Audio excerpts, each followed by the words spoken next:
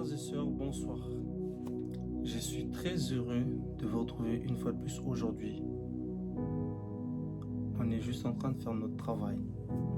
La Bible nous dit dans Matthieu 28, 19 à 20, « Allez, faites de toutes les nations mes disciples. » J'aime énormément ce verset car c'est les dernières recommandations du Seigneur. Avant de partir, il nous a demandé de faire de toutes les nations les disciples, ses disciples. Car quand il reviendra, il veut trouver son épouse prête à partir. Donc, on est juste en train de faire notre travail que le Seigneur nous a demandé de faire des autres nations les disciples de Christ. Avant de rentrer dans notre vie de sujet aujourd'hui, avant de partager la parole aujourd'hui, la raison pour laquelle nous nous trouvons là ce soir, nous allons juste prendre un court instant, remercier le Seigneur, lui rendre grâce et lui demander de nous accompagner durant ce moment. Père éternel, nous te remercions. Nous te disons merci car Père Tout-Puissant, c'est toi qui as recommandé ces instants. Nous prions que tu puisses toucher le cœur de tout un chacun, que tu puisses manifester ta gloire. Père, ces sujets, c'est toi qui as mis ça dans mon cœur, car tu sais que c'est là pour toucher la vie de tout un chacun. Que la personne qui est désignée pour écouter ce message, que tu puisses toucher son cœur, que tu puisses toucher sa vie, que tu puisses changer sa vie de maintenant. Merci pour ta grandeur, merci pour ta bonté. Cher Saint-Esprit, conduis-nous de ta présence. Conduis-nous dans la présence du Tout-Puissant. Que le trône de gloire puisse descendre de ce maintenant. Au nom de ton Fils, Père Céleste, que nous avons prié. Merci Seigneur Jésus-Christ. Amen. Nous allons parler aujourd'hui de l'obéissance. L'obéissance et l'écoute de Dieu. L'obéissance et l'écoute de Dieu. Il y a un verset particulièrement qui me parle de ce de cette obéissance en fait. De cette obéissance. C'est quoi l'obéissance? L'obéissance. La première des choses qu'on doit retenir ce soir, c'est l'obéissance. L'obéissance et l'écoute de Dieu. Nous allons ouvrir nos Bibles dans Genèse 22, du 1er à 18. Après ces choses, Dieu mit Abraham à l'épreuve et lui dit, « Abraham » Il répondit, « Me voici. » Dieu dit, « Prends ton fils, ton unique, celui que tu aimes, Isaac, va-t'en au pays de Morija, et là, offre-le en holocauste, sur une montagne que je te dirai. » Abraham se leva de bon matin, sella son âne et prit avec lui 2 serviteurs et son fils Isaac. Il fendit du bois pour l'holocauste et partit pour aller au lieu que Dieu lui avait dit. Le 3e jour, Abraham leva les yeux, vit le lieu de loin. Et Abraham dit à ses serviteurs, « Restez ici avec l'âne, moi et le jeune homme, nous irons jusque-là pour adorer et nous reviendrons auprès de vous. » Abraham prit le bois pour l'holocauste, le chargea sur son fils Isaac et porta dans sa main le feu et le couteau, et ils marchaient tous deux ensemble. Alors Isaac parla à Abraham, son père, et dit, « Mon père » Il répondit, « Me voici, mon fils Isaac. » Isaac reprit, « Voici le feu, le bois, mais où est l'agneau pour l'holocauste ?» Abraham répondit, « Mon fils, Dieu se pourvoira lui-même de l'agneau pour l'holocauste. » Et ils marchèrent tous deux ensemble. Lorsqu'ils furent arrivés au lieu que Dieu lui avait dit, Abraham y leva un autel et arrangea le bois. Il lia son fils Isaac et le mit sur l'autel par-dessus le bois. Puis Abraham étendit la main et prit le couteau pour égorger son fils. Alors un ange de l'Éternel l'appela des cieux et dit, « Abraham, Abraham. » Et il répondit, « Me voici. » L'ange dit, « N'avance pas ta main sur l'enfant et ne lui fais rien, car je sais maintenant que tu crains Dieu et que tu n'as pas refusé ton fils, ton unique. Abraham leva les yeux et vit derrière lui un bélier retenu dans un buisson par les cornes. Et Abraham alla prendre le bélier et l'offrit en holocauste à la place de son fils. Abraham donna à ce lieu le nom de Jéhovah Jireh. C'est pourquoi l'on dit aujourd'hui à la montagne de l'Éternel, il sera pourvu.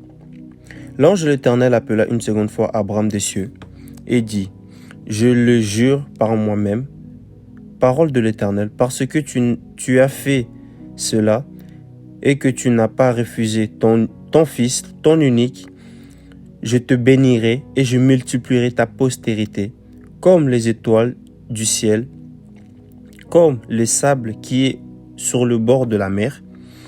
Ta postérité possédera la porte de ses ennemis. Toutes les nations de la terre voudront être bénies en ta postérité parce que tu as obéi à ma voix. Parole du Seigneur. Amen. Abraham, avec son unique fils, qu'il a hérité à l'âge de plus de 100 ans. Et Dieu lui met à l'épreuve en lui demandant d'offrir son fils, son unique fils. Dieu lui demande de l'offrir.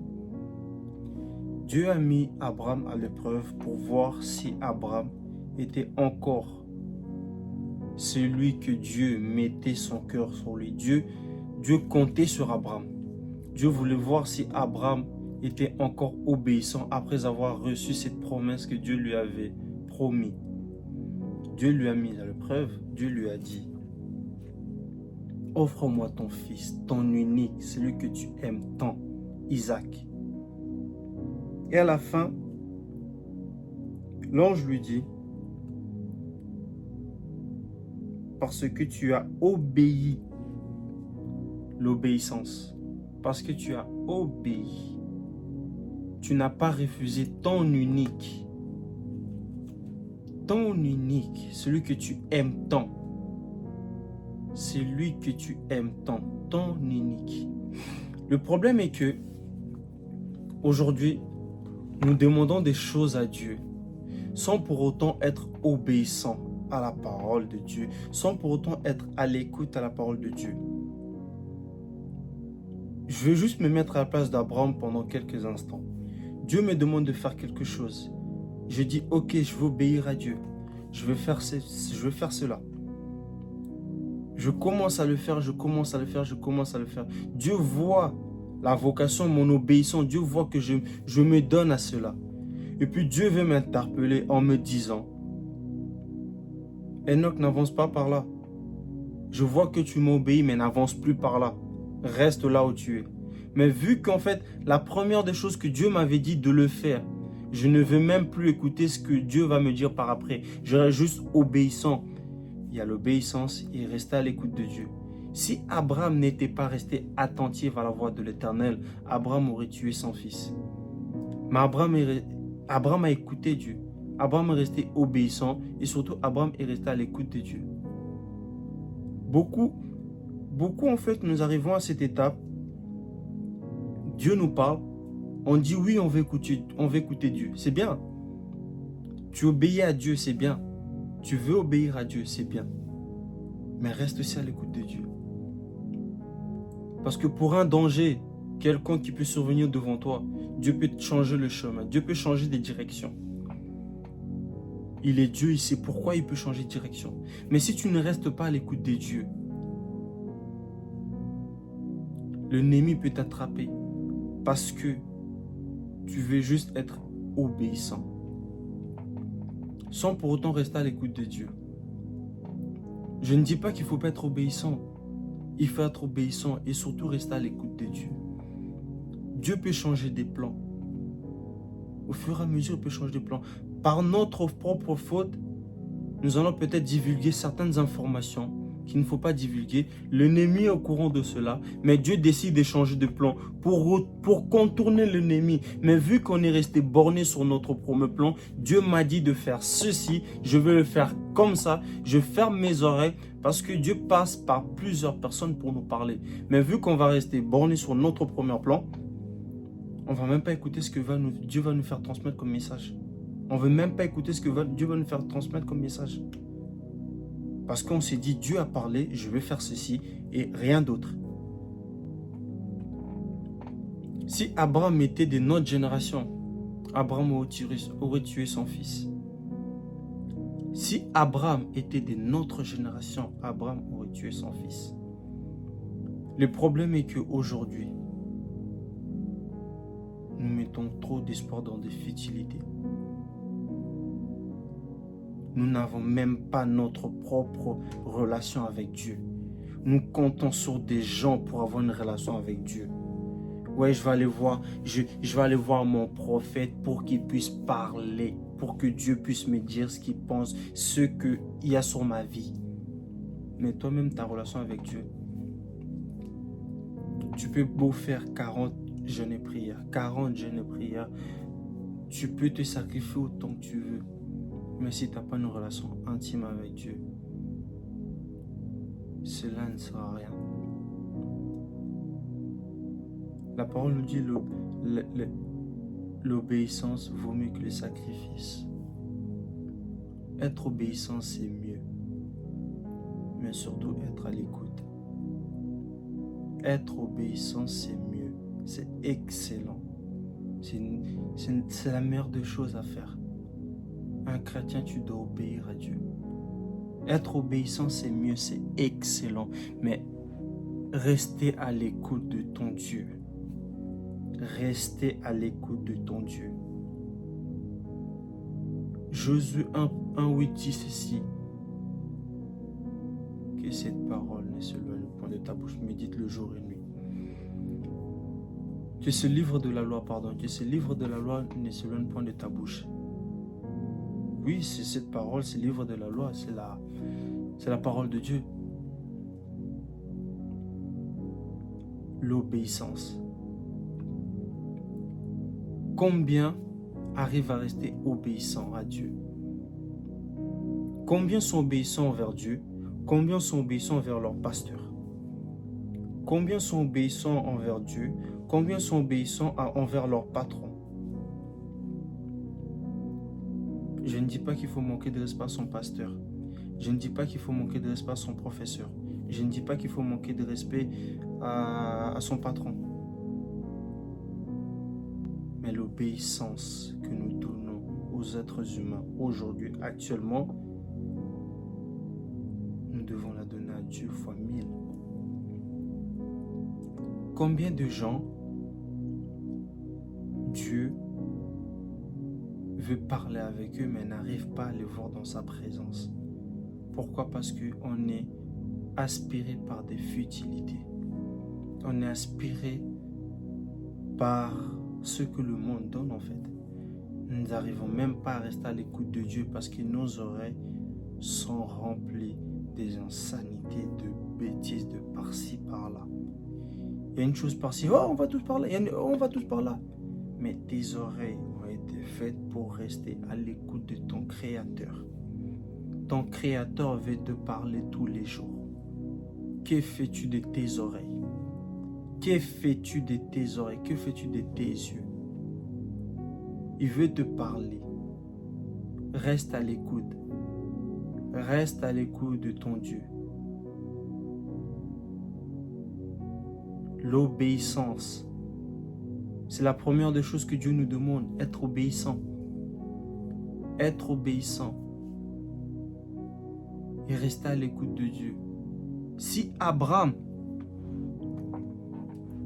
restait pas à l'écoute de Dieu, si Abraham n'était pas à l'écoute de Dieu, Isaac ne serait pas aujourd'hui. On n'aurait pas connu Jacob, on n'aurait pas connu tout ce qu'on a connu après.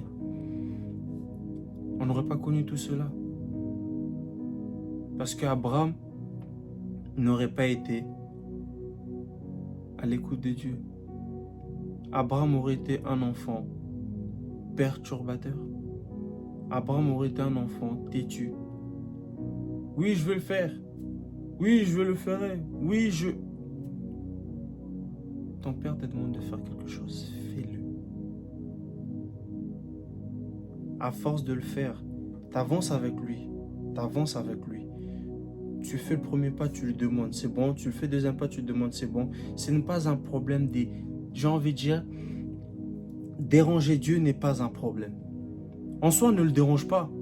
En soi, on ne le dérange pas.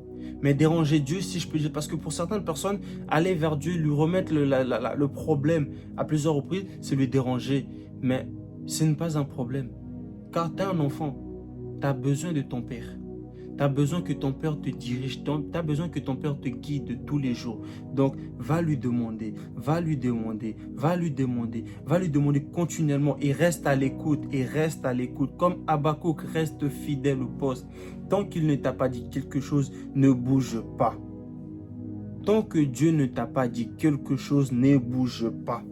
Ne demande pas qu'un pasteur puisse venir te dire « Dieu m'a dit, fais ceci, bouge ». Non. Ne sois pas comme ces jeunes prophètes. Dieu lui a dit, va, fais ceci et sors. Ne fais rien de plus. Lui, il est parti, il a fait ce qu'il fallait. Gloire à Dieu. Mais vu qu'il n'est pas resté à l'écoute de Dieu, il a voulu faire autre chose. Si Dieu t'a parlé, si Dieu est venu te parler à toi, reste attentif parce qu'il ne viendra que vers toi pour te parler. Dieu ne va pas utiliser une autre personne pour te parler. Si Dieu t'a utilisé toi pour te parler, reste attentif. Si Dieu utilise une autre personne pour parler, c'est que la connexion n'y passe plus. Essaie d'arranger. Va voir si la box elle est bien connectée. Va voir si la connexion elle est encore là. Regarde dans les mégas si tu as encore assez de mégas pour communiquer avec ton créateur. Parce que s'il a trouvé le moyen de parler avec toi, c'est qu'il peut encore trouver le moyen de parler encore avec toi.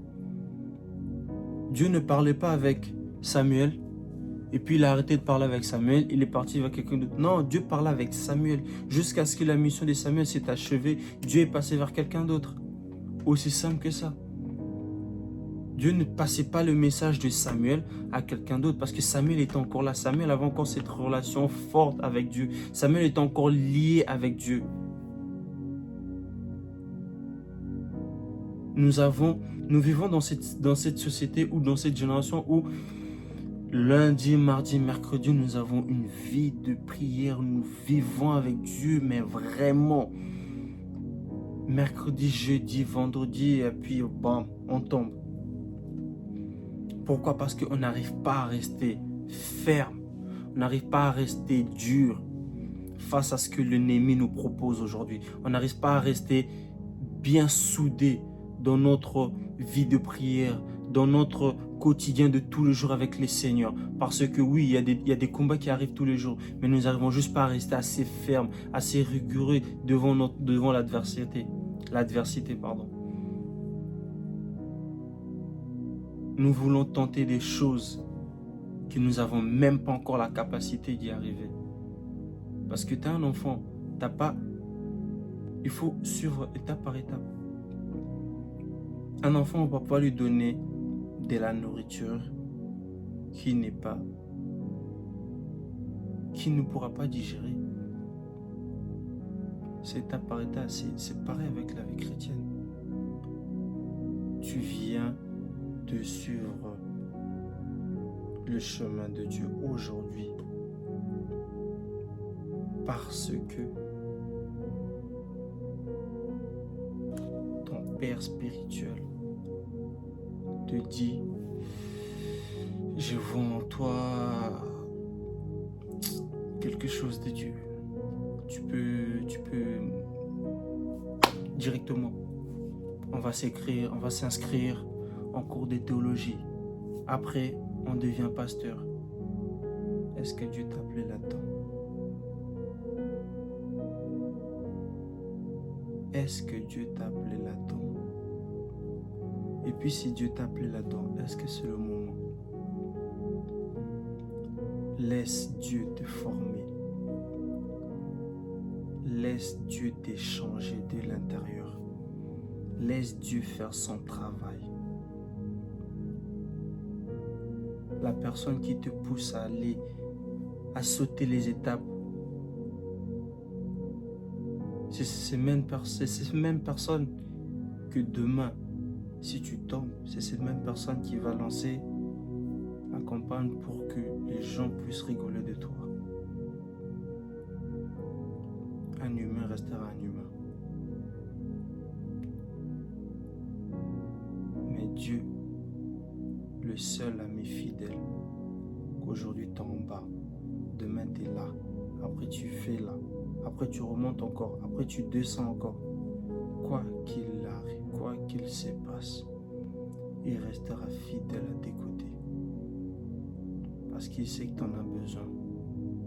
Mais un humain, aujourd'hui tu es là, ils sont 10, demain tu es là, tu risques d'en trouver 0. Après tu remontes, tu en as 80, tu descends, tu risques d'en trouver au moins 2. C'est comme ça. La vie elle est faite comme ça. L'obéissance et à l'écoute de Dieu. Abraham, que Dieu a appelé mon ami, est arrivé à un point où Dieu lui demande de sacrifier son fils. Je pourrais poser la question, qui parmi vous, ceux qui ont des enfants bien évidemment, qui parmi vous, on lui dit sacrifier son fils, pourront accepter? Abraham l'a fait.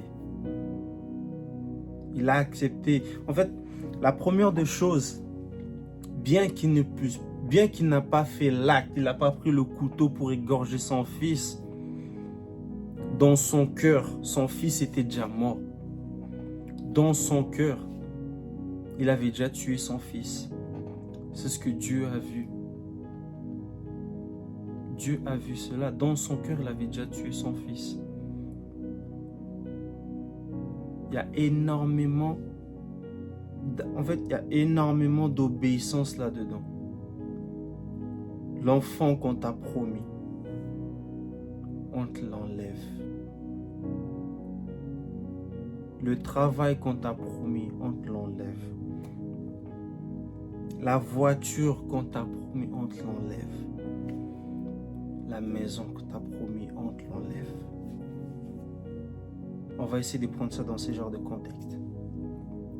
Ce que la personne, ton père, ta mère ou même, peu importe, ton patron t'a promis quelque chose. Oui, je vais te donner une promotion, ton salaire va augmenter. Tout ce qu'un humain peut avoir besoin. Et puis du jour au lendemain, ton patron t'appelle dans le bureau.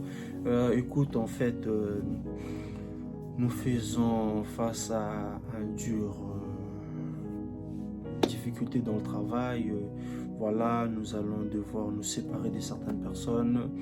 Normalement, on devait te donner une promotion, mais on va te virer. Attends. Tu passes de promotion à être viré. C'est ça. On va prendre ça comme ça. C'est exactement ce qui s'est passé avec Abraham. Dieu lui a dit, je veux te donner un enfant. Dieu lui a donné cet enfant. Et puis par après, Dieu lui dit, donne-moi cet enfant. Attends, tu vas devenir fou. Attends, t'as vu l'âge que j'ai? Tu me demandes de donner mon enfant. Mais il se passe quoi? À quel âge je pourrais encore avoir un enfant? Soit t'es un menteur, soit il y a un problème. Il n'a pas regardé tout ça. Abraham, il s'est dit, je vais obéir. Je vais obéir parce qu'il était capable de me donner un enfant avec une femme stérile. Ben, il est capable de me donner encore un autre enfant. C'est pas grave. Il a obéi. Il a obéi. Là, nous prenons juste le parti de l'obéissance. Parce que dans ça, il y a l'obéissance et aussi désobéissance. L'obéissance, premièrement, et à l'écoute. Et à l'écoute. Il est resté à l'écoute de Dieu. Il n'a pas voulu que les gens lui parlent de je sais pas quoi. Ouais, mais écoute, peut-être que Dieu te met face à des épreuves. Tu dois juste pleurer sa miséricorde. Tu dois juste lui faire comprendre que ta situation est comme ça. Tu dois juste lui dire que oui, la vie elle est compliquée. Tu as déjà plus de 100 ans passés. Bientôt tu vas mourir. Non. Il s'est dit, Dieu m'a dit ceci, je vais le faire, je vais amener ça jusqu'au bout, je vais obéir à la personne qui m'a donné cet enfant. Et si cette personne m'a donné cet enfant, cette personne va récupérer cet enfant, je lui redonner cet enfant. Lui-même va faire de... Il pourra me donner ce qu'il veut. Il pourra me donner ce qu'il veut. Parce que je ne pense pas que à aucun moment, Abraham voulait être le père de l'univers. Je ne pense pas qu'Abraham, dans sa tête, quand il avait 15 ans, Abraham il s'est dit, bon, comme c'est là, le monde entier va me voir comme le père de l'univers. Je ne pense pas. Mais Dieu l'a choisi pour ça. Père de la foi. Aujourd'hui, nous descendons tous sur la postérité d'Abraham. Ce n'est plus Adam et Ève, c'est devenu Abraham. L'obéissance. L'obéissance, c'est à l'écoute de Dieu que Adam et Ève ont perdu. Ça, et Abraham, il a gagné cela. L'obéissance. L'obéissance. C'est ce qui a fait aujourd'hui nous puissions être dignes d'être appelés le fils et des filles d'Abraham.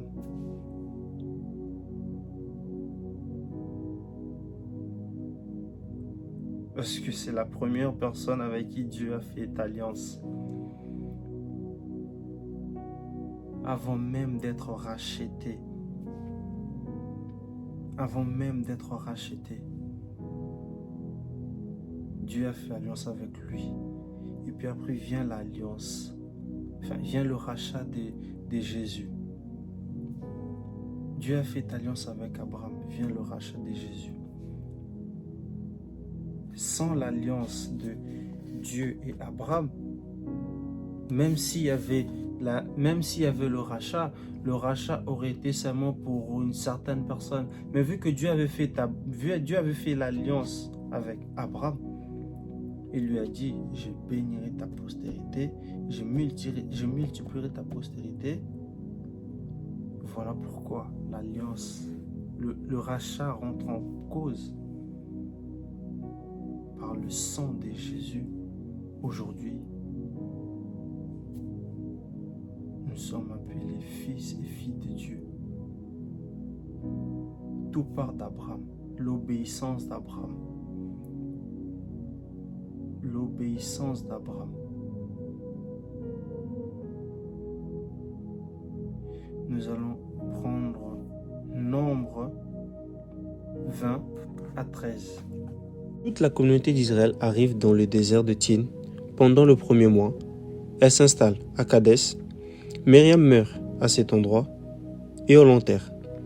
Il n'y a pas d'eau pour la communauté. Alors elle se réunit contre Moïse et Aaron. Les Israélites accusent Moïse en disant « Ah, si seulement nous étions morts, nous aussi, quand nos frères sont morts sous le coup du Seigneur. Pourquoi est-ce que vous nous avez amenés dans le désert, nous le peuple du Seigneur? Est-ce pour mourir avec nos troupeaux? Pourquoi est-ce que vous nous avez fait quitter l'Égypte pour nous amener dans ces lieux horribles? Ici, nous ne pouvons rien s'aimer, ni figues, ni vignes, ni arbres fruiteux. Il n'y a même pas d'eau à boire. » Moïse et Aaron quittaient ces gens rassemblés. Ils vont à l'entrée de la tente de la rencontre. Là, ils tombent le front contre le sol et la gloire du Seigneur s'est montrée à eux. Le Seigneur dit à Moïse, « Prends ton bâton avec ton frère Aaron, réunis la communauté d'Israël. Sous leurs yeux, vous parlerez au rocher qui est là-bas et il donnera de l'eau pour eux, et tu feras sortir de l'eau du rocher, et tu donneras à boire à la communauté d'Israël et à ses troupeaux. » Moïse obéit, il va chercher son bâton dans la tente du Seigneur.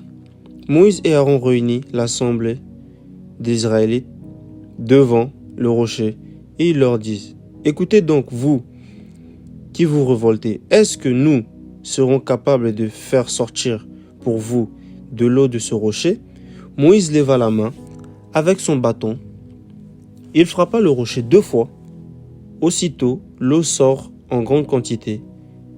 La communauté d'Israël peut boire et ses troupeaux aussi. Mais le Seigneur dit à Moïse et à Aaron: « Vous n'avez pas eu confiance en moi. Vous n'avez pas montré aux Israélites que je suis le vrai Dieu. Pour cela, ce n'est pas vous qui conduirez ce peuple dans le pays que je leur donne. » Vous n'avez pas obéi. Alors qu'auparavant, la Bible nous dit que Moïse l'a obéi. La Bible nous dit que Moïse l'a obéi. Et puis la Bible nous dit qu'il n'a pas obéi. Qu'est-ce qu'il y a à comprendre là-dedans? Effectivement, Moïse l'a obéi. Dieu lui a demandé de rassembler les enfants d'Israël, de dire aux enfants d'Israël de faire en sorte que l'eau sortira. Moïse, Dieu lui a dit de parler. Voilà pourquoi c'est bien d'être obéissant et de rester à l'écoute de Dieu. On pourrait dire que Moïse l'a reçu le message à moitié. On va dire que la connexion Wi-Fi, elle n'était pas terrible. Parce que il parlait soit sur FaceTime, soit il était en train de parler sur WhatsApp. Parce que la connexion n'était pas terrible. Mais je pense qu'il parlait sur WhatsApp. Le temps à recevoir le message qu'une partie et l'autre partie ne l'a pas capté, ce qui est un problème. Parce que Moïse, il a écouté la parole de Dieu. Moïse, il a écouté ce que Dieu lui a dit. Dieu lui a dit: rassemble les enfants, parle. Mais Moïse, il a pris son bâton, il a tapé. Mais Dieu lui a dit de parler. Dieu lui a dit de parler. Dieu lui a pas dit de taper. Dieu lui a dit de parler. Par cette obéissance, Moïse n'a pas pu rentrer dans la terre promise. Par ces deux obéissances, Moïse n'a pas pu rentrer dans la terre promise. Ni lui, ni son frère. Dans un premier temps, Dieu lui avait dit de parler. Dieu lui a dit: parle, parle seulement, parle. Si tu parles, je serai derrière ta parole et elle va s'accomplir. Mais Moïse, il est parti, il a pris son bâton. Moïse il avait plus mis son espoir dans son bâton, le bâton que Dieu lui avait donné, que dans ce que Dieu lui a dit de faire dans un premier temps. Parce que Moïse il a pu constater que son bâton a fait des miracles, des prodiges depuis jusqu'à maintenant. Il s'est dit: bon, si Dieu m'a dit ceci, c'est que mon bâton va faire cela. Non, Dieu lui a dit: pas. Dans un premier temps, on peut te donner un message, oui. Mais ne fais pas de la personne, celui qui t'a donné un message, ton prophète. Ne deviens pas à chaque fois que cette personne puisse te donner le même message. Toi aussi, tu peux avoir une relation avec Dieu. Moïse, Dieu lui a dit: parle. Moïse l'a fait de son bâton, son Dieu. De là, prendre le bâton, de l'agir. Alors que Dieu lui a dit: je suis avec toi, parle seulement. Il y a des situations où nous mettons certaines personnes ou certains objets comme des dieux. Parce qu'une fois Dieu l'a utilisé, on s'est dit: c'est bon, Dieu va utiliser ça à chaque fois. Dieu va utiliser ça à chaque fois. Moïse, Dieu lui a dit: parle. Parle seulement et tu verras. Moïse s'est dit: je vais prendre mon bâton, je vais frapper, elle va agir. Ce que nous devons retenir aujourd'hui,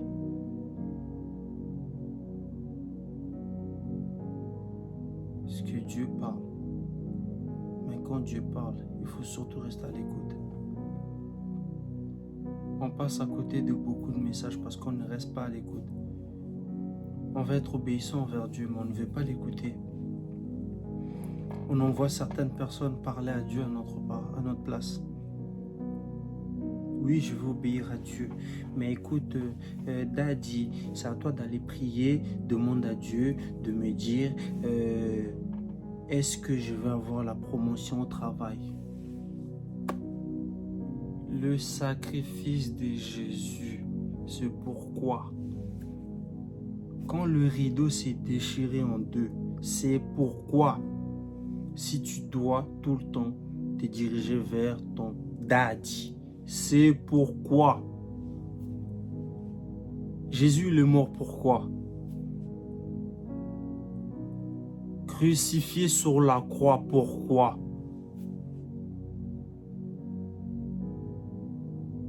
Si tu dois passer envers quelqu'un, viendra le moment où nous pourrons parler de signification du fait que le rideau s'est déchiré en deux. Viendra le moment où on pourra parler de plein de choses. Mais aujourd'hui, la première des choses à savoir, c'est que la relation entre toi et Dieu, ce n'est pas entre toi, Dieu et ton pasteur. Entre toi et Dieu et peu importe la personne. C'est entre toi et Dieu. C'est entre toi et Dieu. Dieu a besoin d'avoir une relation avec toi. Le temps que tu passes peut-être sur Instagram, c'est le temps de méditer la parole. Le temps que tu passes peut-être à regarder les téléréalités, c'est le temps de passer peut-être en train de prier. Le temps que tu passes sur Twitter à critiquer les autres, c'est le temps de méditer la parole. Nous mettons toute notre énergie sur des futilités, les réseaux sociaux, à regarder des je ne sais quoi. Même pas à prendre exemple, mais à critiquer. On passe plus notre temps à critiquer les autres qu'autre chose. Au lieu de méditer la parole, une chose qui pourra nous permettre d'avoir une meilleure vie. Au lieu de lire la parole de Dieu, au lieu d'être en connexion avec Dieu, on passe plus de temps à critiquer les autres, à suivre ce que le monde donne. Dieu ne nous demande pas à faire cela. Dieu ne nous appelle pas à cela. Dieu nous appelle à avoir une relation avec lui. Avoir une relation avec lui. Aujourd'hui, je vous invite, frères et sœurs, à avoir une vraie relation avec Dieu. À méditer la parole de Dieu régulièrement. À connaître la volonté de Dieu par vous-même. Oui, Dieu a établi des gens pour vous encadrer. Mais Dieu n'a pas établi des gens pour vous parler comme à l'ancien, comme le fut à l'époque de prophètes, de patriarches à l'ancienne. Jésus, il est venu. Tout a changé. Tout a changé. Sur la croix, il a dit une phrase. Tout est accompli. Tout est accompli. Mais quoi que nous n'arrivons pas à comprendre là-dedans. Aujourd'hui, le message est vraiment pour interpeller tout un chacun. Que nous arrivons à comprendre que tout est accompli. Il a fait de nous des sacrificateurs. Un royaume des sacrificateurs. Il a dit dans Joël 2, 28, Joël 2, 28, je lis la parole de Dieu. Après cela, je répandrai mon esprit sur toute chair. Vos fils et vos filles prophétiseront. Vos vieillards auront des songes et vos jeunes gens des visions. L'ancienne alliance qui annonce l'alliance qui devait arriver. Joël dit ceci: après cela, je répandrai mon esprit sur toute chair. Tu as l'esprit de Dieu en toi. Le Saint-Esprit habite en toi. Mais tu as encore besoin de ton daddy pour prier pour toi, pour que Dieu puisse parler. Oui, c'est une figure. C'est une autorité que Dieu a mis. Il doit diriger, il doit être là, d'accord. Mais est-ce que tu as besoin de lui pour avoir une relation avec Dieu? Dieu l'a établi, oui. C'est lui le visionnaire, l'encadreur, il doit être là pour tout le monde, d'accord. Mais est-ce que tu as besoin de lui pour avoir une relation avec Dieu? Il peut t'accompagner dans la prière. Il peut t'aider dans la prière, oui. Mais il ne doit pas être le médiateur entre toi et Jésus. Le seul médiateur, c'est Jésus-Christ de Nazareth. C'est lui le vrai médiateur entre nous et Dieu. On doit passer par Jésus pour aller vers Dieu. On ne doit pas passer par le pasteur, Jésus et puis Dieu. C'est quoi ça? On n'est pas dans un labyrinthe. Le chemin est droit. C'est quoi ce labyrinthe? On ne doit pas passer par 4000 chemins. Le chemin est une droite. Jésus a dit, je suis le chemin, la vie et la vérité. Il n'y a que par lui que nous pouvons avoir cette liberté. Pourquoi tu veux passer vers quelqu'un d'autre? Je ne suis pas en train de décharger, je ne suis pas en train de minimiser les pasteurs, je ne suis pas en train de dire qu'ils ne doivent pas avoir le respect, non. Mais aujourd'hui, nous donnons plus de respect à nos pasteurs. Parce qu'on va à des fêtes, je ne vais pas danser parce que mon pasteur, il est là. Et les pasteurs, minuit, le pasteur, il part. Minuit, dès que le pasteur, il part. La première chanson, nous connaissons tous. C'est quelle chanson ils mettent quand les pasteurs, ils sortent de salles de fête. Dès que le pasteur, il sort des salles de fête, la première chanson, tout le monde piste. Tra! Ça commence à danser. Pourquoi? Le pasteur, il est parti, mais Dieu, il est encore là. Dieu, il est encore là. On respecte plus un pasteur que notre Dieu qui nous a créé, le vrai créateur. On craint plus le pasteur que Dieu. Le pasteur, il est parti dormir, voilà, tranquille. Il va peut-être préparer la prédication de demain, tranquille. Mais Dieu, il est là avec nous. On va être là, on va être en train de danser. C'est là qu'on craint plus les pasteurs que Dieu.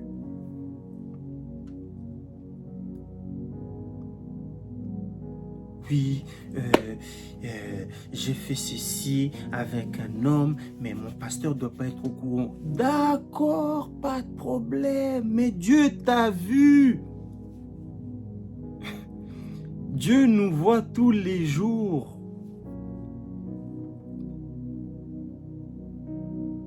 Dieu nous voit tous les jours. Il est là tous les jours.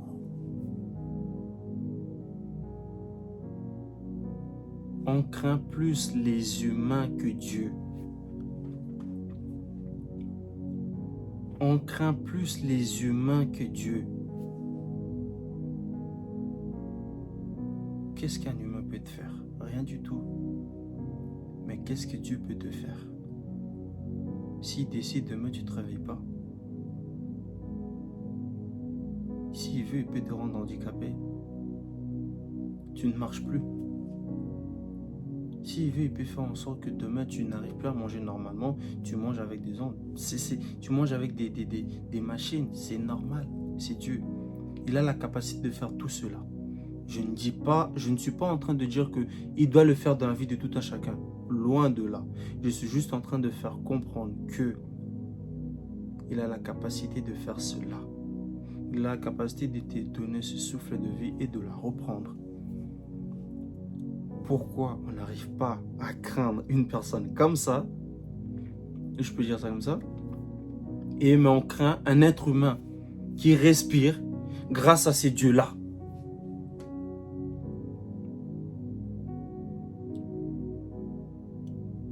Je ne sais pas si vous voyez où je veux en venir. On craint plus les humains que Dieu. Je répète, loin de moi l'idée de dire qu'on doit manquer de respect aux pasteurs, aux prophètes, etc. Loin de là. Mais le respect qu'on donne à ces hommes de Dieu, ce respect-là, on doit les donner fois 1000 à notre Créateur. C'est lui qui mérite ce respect.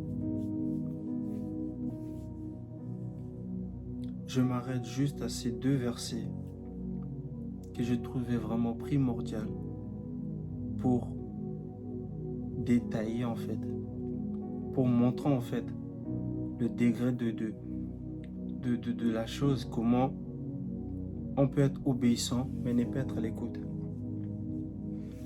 On peut être à l'écoute mais ne pas être obéissant.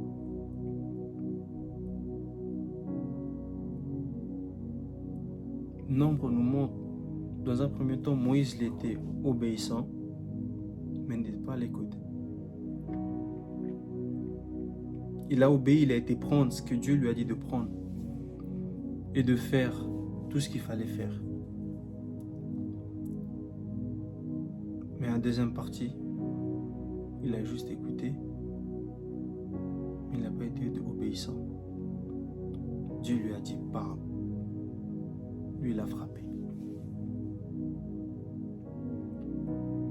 On est dans on vit une période où Dieu nous dit de frapper, nous on parle.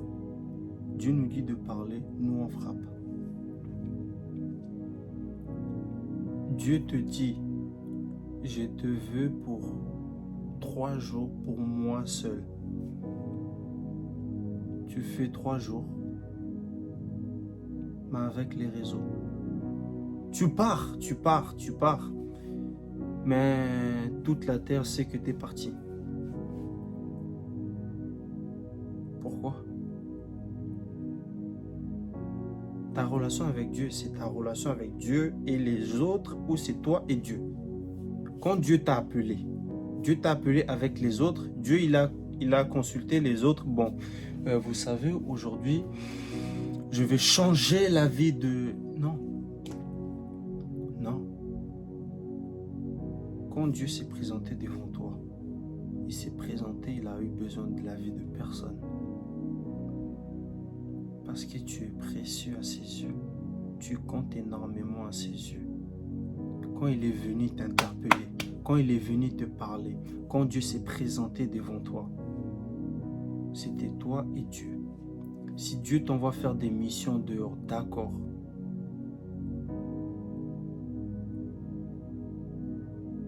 Va faire les missions. De toute façon, on est tous obligés de faire cette mission d'évangélisation. Étant un bon chrétien, on doit tous évangéliser. Peu importe la façon, peu importe la manière, nous devons tous évangéliser. Je reviens encore à ce verset de Matthieu 28 à 19 à 20. Allez, faites de toutes les nations mes disciples. Nous devons tous évangéliser. Peu importe la manière, peu importe la façon, nous devons tous évangéliser.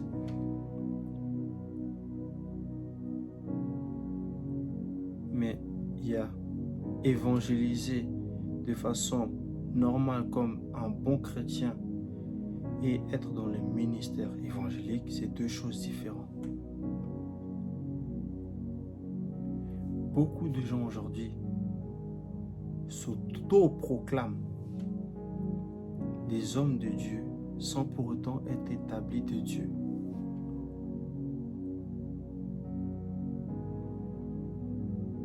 Sans pour autant être établis de Dieu.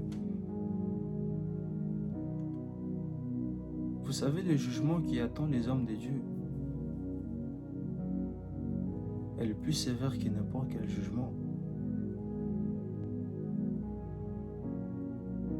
Les bergers, leur jugement. Mais toi, tu choisis en fait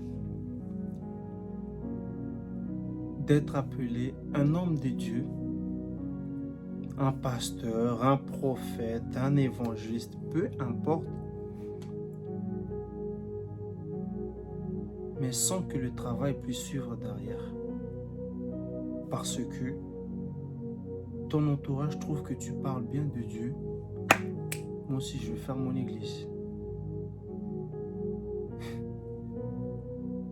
Jésus revient bientôt, mes frères et sœurs.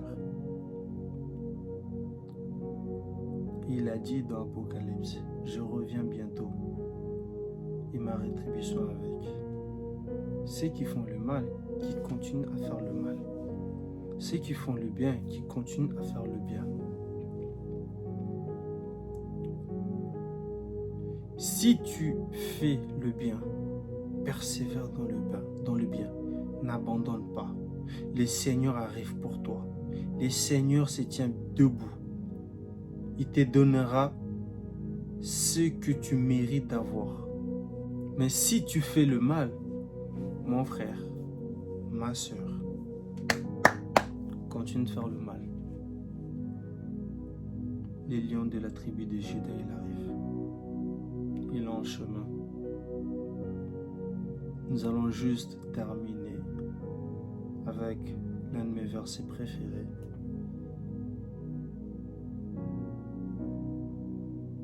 Apocalypse 3 à 20. Voici, je me tiens à la porte et je frappe. Si quelqu'un entend ma voix et ouvre la porte, j'entrerai chez lui, je souperai avec lui et lui avec moi. Parole du Seigneur. Le Seigneur se tient à ta porte, mon frère, ma soeur. Il demande juste de rentrer dans ton cœur. Permets-lui de rentrer dans ton cœur. Il veut juste avoir ce privilège de rentrer dans ton cœur. De changer ta vie, comme il a fait pour moi, comme il a fait pour l'apôtre Paul, comme il a fait pour plein d'autres. Permets-lui de rentrer dans ton cœur, de rentrer dans ta vie et de changer ta vie. De te ramener au point B jusqu'au point Z. De te prendre dans le néant, de te ramener sur le toit du monde. Car il est capable de faire cela. C'est lui le créateur de toutes choses. Permets-lui juste de rentrer dans ton cœur, d'habiter dans ta vie. Pour ceux qui ont l'habitude, ceux qui connaissent un peu, nous avons commencé à faire des partages sur Zoom et nous allons le faire assez régulièrement. Donc je vous invite juste à rester attentifs sur les réseaux. Même ceux qui sont déjà attentifs sur le réseau, la prochaine fois que nous allons faire des partages sur Zoom, veuillez partager ça à vos amis, à votre entourage, qu'ils viennent, que nous partageons la bonne nouvelle qui est l'évangile de Jésus-Christ. Car si toi tu es sauvé, permets aussi que ton frère et ta soeur soient sauvés aussi. Que le Seigneur vous bénisse. Bonne soirée et à très bientôt.